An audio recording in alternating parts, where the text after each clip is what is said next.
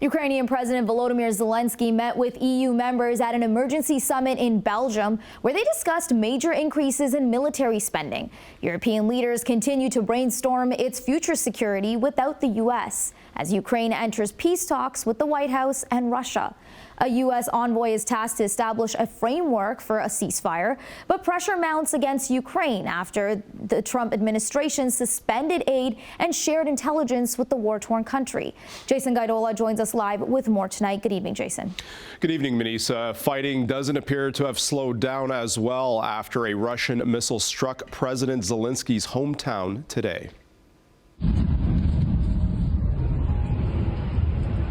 An explosion rocked the hometown of Ukrainian President Volodymyr Zelenskyy today, resulting in the deaths of 4 people and dozens were injured.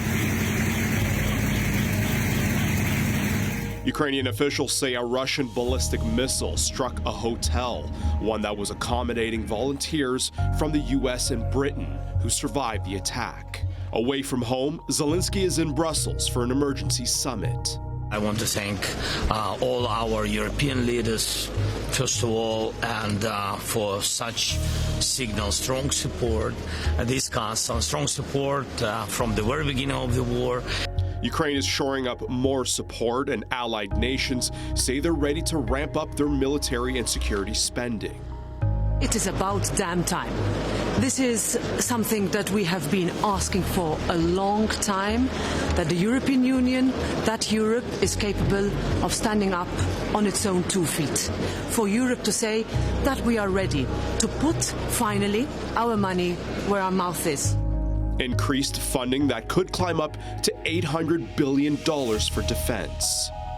They're going to have to invest a lot in air defense. They're going to have to invest in deep strike capability, alternative satellite stuff. They might even have to go with a GPS substitute if Trump decides to start playing around with GPS, because everybody's been reliant on that, and that is a U.S.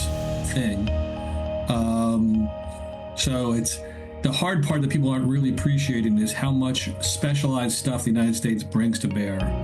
Capabilities Ukraine are currently short on after the Trump administration axed military equipment shipments and shared intelligence to the war-torn country.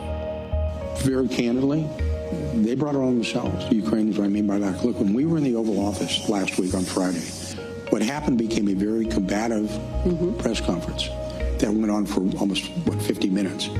That caught everybody a little bit by surprise. You don't try to challenge the President of the United States in the Oval Office that, in fact, you need to side with me and not the Russians. You don't become an independent interlocutor if you look at something like that. And he was forewarned. At the center of a potential ceasefire and lasting peace between Ukraine and Russia remains a deal where the U.S. has access to Ukrainian minerals. Russia is quite happy with the way things are, with Trump doing all the hard work for them. Russia, right now, Trump is trying to get Ukraine to essentially surrender, and Russia's not going to get in the way of that. Trump is also threatening to revoke temporary legal status to roughly 250,000 Ukrainians who fled the war. Many of these people do not have homes to return to. We're talking about people whose entire towns have been leveled altogether. Where would be sending them back? To nothing. What's going to happen is Ukraine wants to make a deal because I don't think they have a choice. I also think that Russia wants to make a deal because in a certain different way that only I know. Only I know. They have no choice either. In the meantime, a Trump insider says discussions will resume soon. We're now in discussions to coordinate a meeting with the Ukrainians in Riyadh or even potentially Jeddah. So the city's moving around a little bit, but it will be Saudi Arabia. And I think the idea is to get down a framework for a peace agreement and an initial ceasefire as well. Trump's special diplomat says the first meeting is planned for next week in Saudi Arabia.